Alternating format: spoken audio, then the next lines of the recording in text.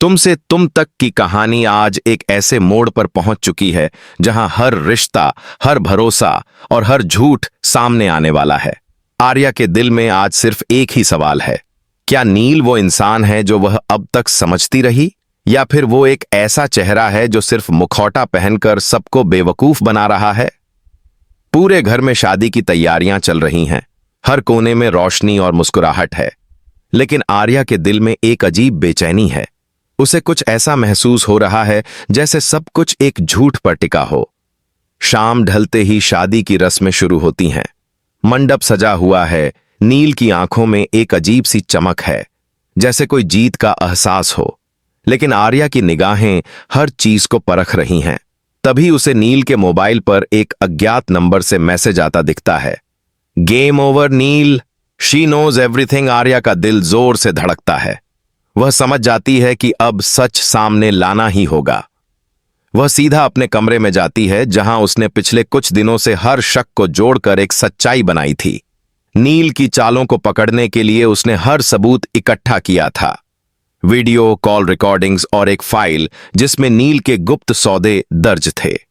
आर्या को पता चल चुका था कि नील ने सिर्फ उसके प्यार को नहीं, बल्कि उसकी फैमिली की इज्जत और बिजनेस को भी निशाना बनाया है। जब वह मंडप पर लौटती है, सबकी निगाहें उसकी ओर उठती हैं। उसकी आंखों में आंसू नहीं, बल्कि आग है। पुजारी मंत्र पढ़ रहे हैं। नील आर्या की तरफ मुस्कुराकर सिंदूर उठाता है। तभी आर्या जोर से कहती है, रुको नील, ये शादी नहीं हो सकती। पूरा हॉल सन्न हो जाता है। सब हैरान हैं।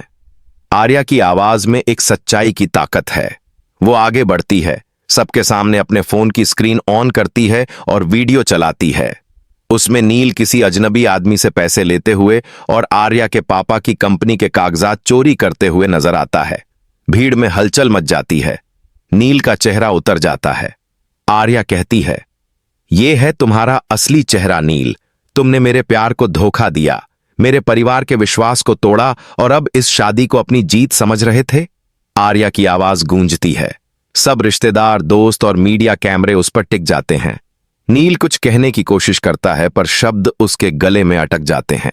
उसने कभी सोचा भी नहीं था कि आर्या इतनी ताकत के साथ सामने आएगी। शादी रुक जाती है, फूल झरते हैं, लेकिन खुशी के नहीं। अब हर चीज का रंग फीका पड़ गया है। आर्या वहां से निकल जाती है, लेकिन उसके कदमों में डर नहीं, एक नया आत्मविश्वास है। वो जानती है कि सच ने उसकी जिंदगी को तोड़ दिया है, लेकिन उसी सच ने उसे नया जन्म भी दिया है। शादी टूटने के बाद घर में सन्नाटा है। हर कोई अलग अलग बातें कर रहा है। कोई आर्या को गलत ठहरा रहा है, तो कोई नील की सच्चाई पर यकीन नहीं कर पा रहा। लेकिन आर्या को फर्क नहीं पड़ता। उसने अब डरना छोड़ दिया है। वो अपने कमरे में अकेली बैठी है, अपने अंदर के तूफान को शांत करने की कोशिश कर रही है। तभी उसका फोन बजता है। पुलिस इंस्पेक्टर का कॉल है। मैडम, जो सबूत आपने हमें भेजे थे, उसके आधार पर हमने नील को हिरासत में ले लिया है।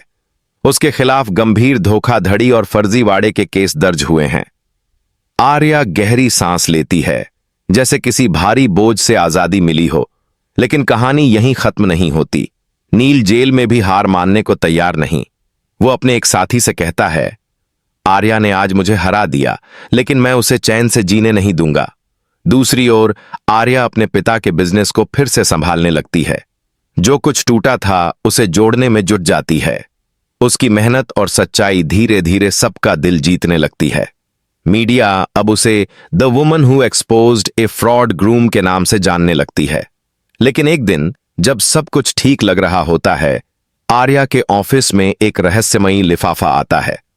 अंदर एक चिट्ठी और फोटो होती है, जिसमें नील किसी अजनबी महिला के साथ मुस्कुरा रहा है और पीछे लिखा है, the game is not over yet. Arya के हाथ कांपते हैं, पर चेहरा शांत है। अब वो वही पुरानी आर्या नहीं रही। अब वो मजबूत है, समझदार है, और सबसे ज्यादा, अब वो डरी हुई नहीं है। वह उस फोटो को टेबल पर रखती है और मुस्कुराकर कहती है, अगर खेल बाकी है तो मैं खेलने को तैयार हूं। यह डायलॉग कहानी को एक नए अध्याय की ओर ले जाता है, जहां आर्या सिर्फ एक लड़की नहीं, बल्कि इंसाफ की आवाज बन चुकी है। अगले एपिसोड में दिखाया जाएगा कि नील जेल से कैसे भागता है और आर्या किस तरह अपने दिमाग और हिम्मत से उसे दोबारा पकड़वाती है। लेकिन इस बार आर्या अकेली नहीं होगी, उसके साथ होगा उसका परिवार और वो सच्चाई जिसने उसे सबसे ताकतवर बना दिया।